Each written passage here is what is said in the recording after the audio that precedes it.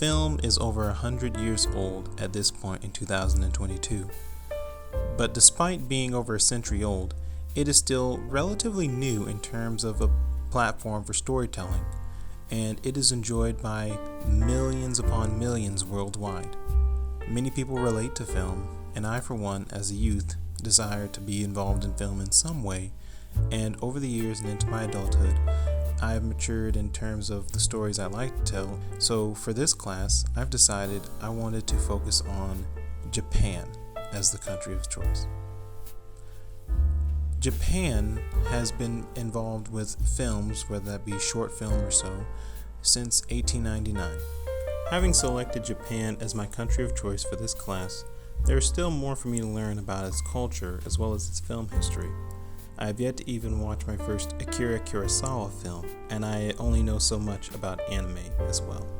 By selecting the country of Japan as my choice for film history in this class, I'm giving myself the opportunity to learn more about its rich culture, as well as some of the film greats that have gone down in history of this country, such as, anything from Akira Kurosawa. Regardless of whatever country selected for this assignment, it still remains that film is one of the visual platforms that has not only stood the test of time for the past century, but has actually evolved as well. Many people still enjoy sitting down to watch a film, and I desire to be a part of that culture. May this class be a way for me to sharpen my skills for my future career in film, that I will be able to provide entertainment that not only entertains the viewer, but leaves a lasting impression on them as well. My film of selection of choice for this assignment is the 1988 anime film Akira. This film, I will admit, was not the easiest to understand, and it probably deserves a rewatch from me at some point.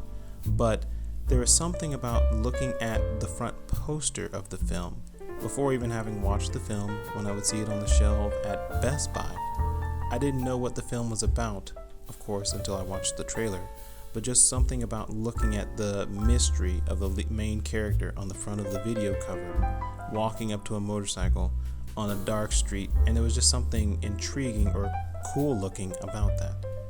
And one day I hope to be able to replicate that same type of intrigue for my future viewers. Thank you for listening today, and I hope you enjoy my work in this class. Thank you.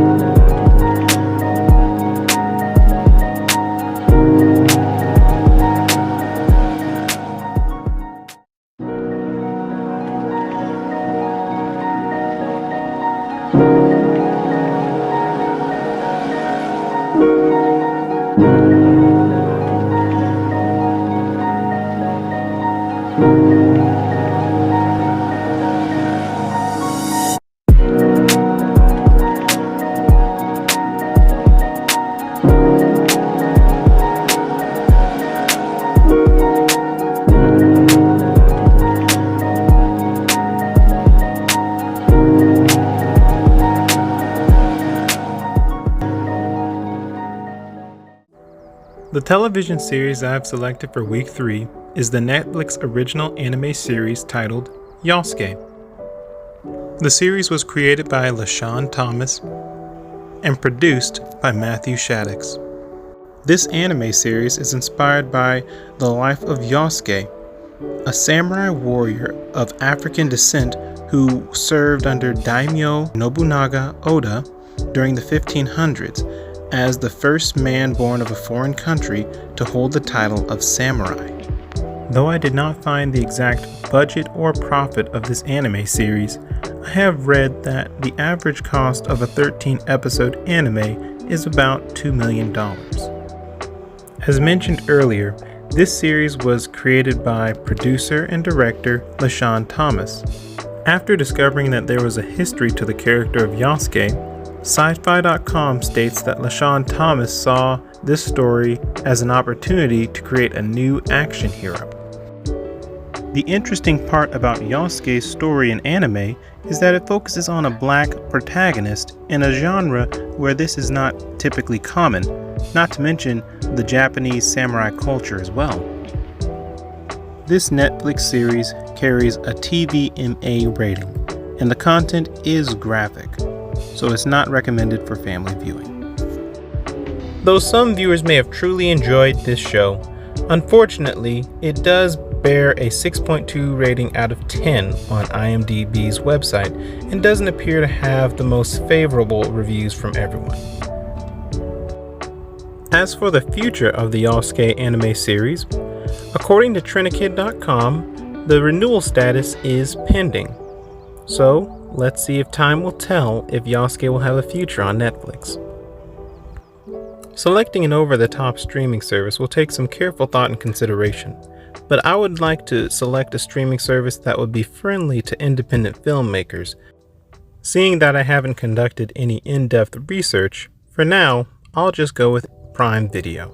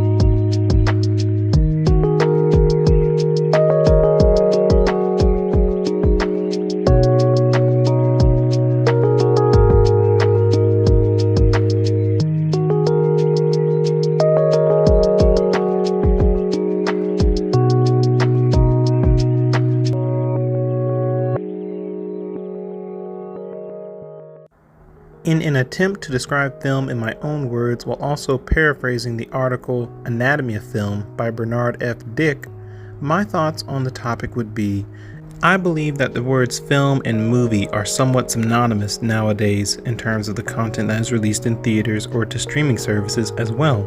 When someone would say there's a new film out, they don't typically distinguish it between a film and a movie, or a roll of film deposited into a camera.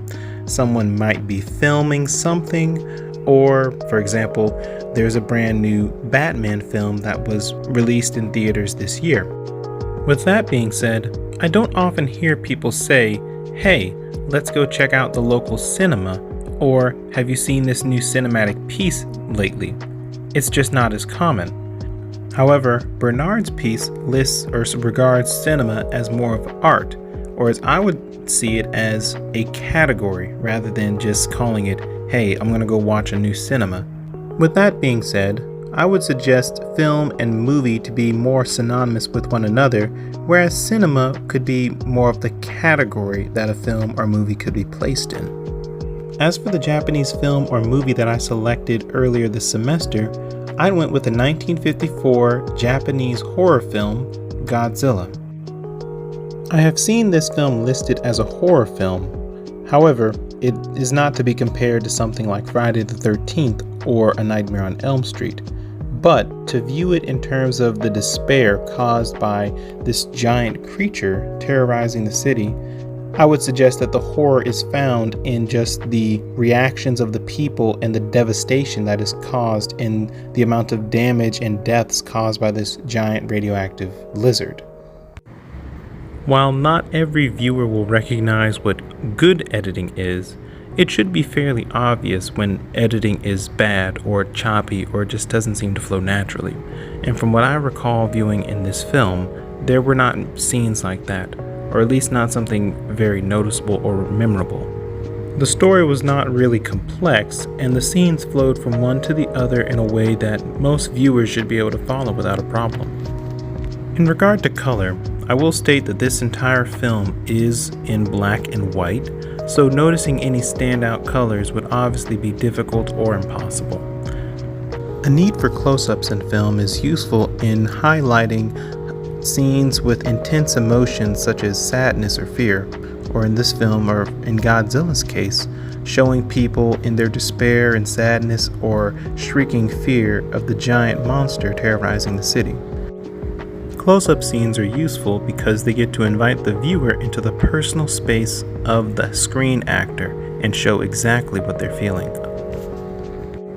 Aside from watching this film, I am not familiar with Ishiro Honda's work, but in terms of the way the story flows, or just to add, for example, look at it in terms of perspective. In reality, for example, humans can walk up to, let's say, an ant bed and kick it over.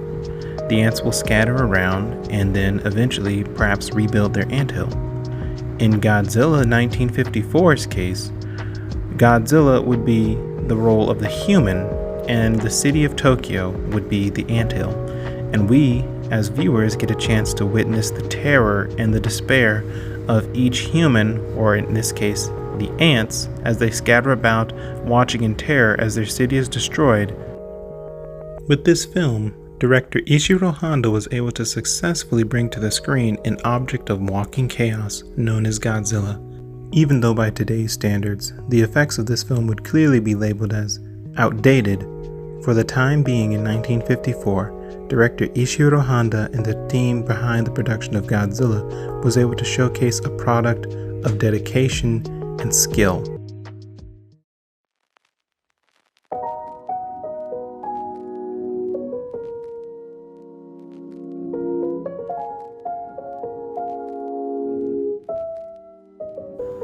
In continuing my video submissions regarding film and media from Japan, this week's video submission will be covering the Netflix television series Midnight Diner: Tokyo Stories.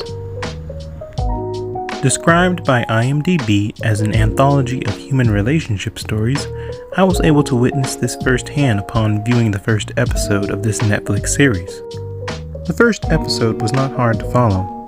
As characters are introduced, we are also introduced to the problem of the series, and then the solution is also discovered at the end of the 24-minute episode.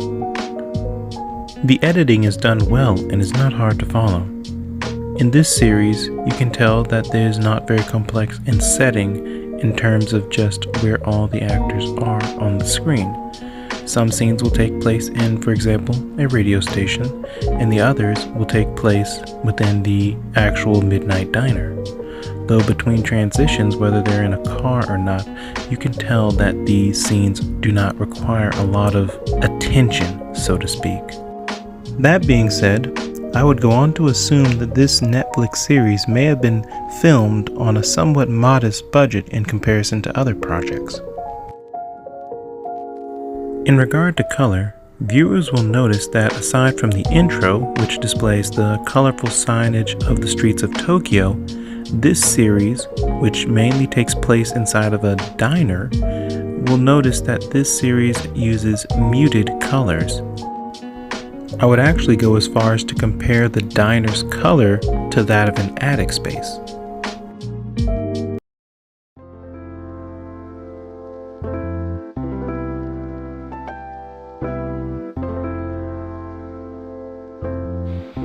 In selecting Japan as my country of choice, it would be wise to know if its entertainment industry would be a profitable addition to the work I will eventually do in my native country, the United States.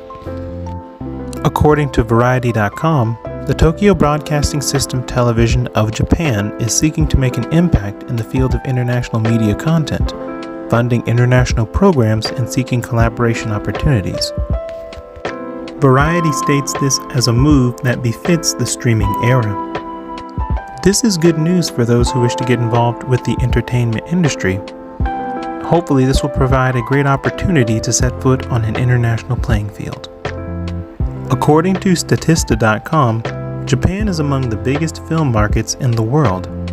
If Japan's draw of attending theaters becomes as strong as it was before the COVID-19 affair, then the country should be a profitable market for filmmakers who desire to have theatrical releases as opposed to a streaming platform exclusive release. The website also states that in the year 2021, Japan recorded a revenue of 161.9 billion yen through theater box office, a number that equates to over $1 billion in United States currency. In light of this information, it appears that the Japanese film market would be a wise country to become involved with. As for my own personal involvement in the media industry, I've started working on my second idea for a book. But how will this translate to media in Japan? Well, after being reintroduced to the anime genre by my friends at one point, I have taken an interest in the style of animation and would like to see a rendition of my book in the form of an animated series. The series can reflect the style of anime. Given the popularity of anime in Japan and also from what I have observed in Georgia, I feel that targeting this genre could prove to be favorable.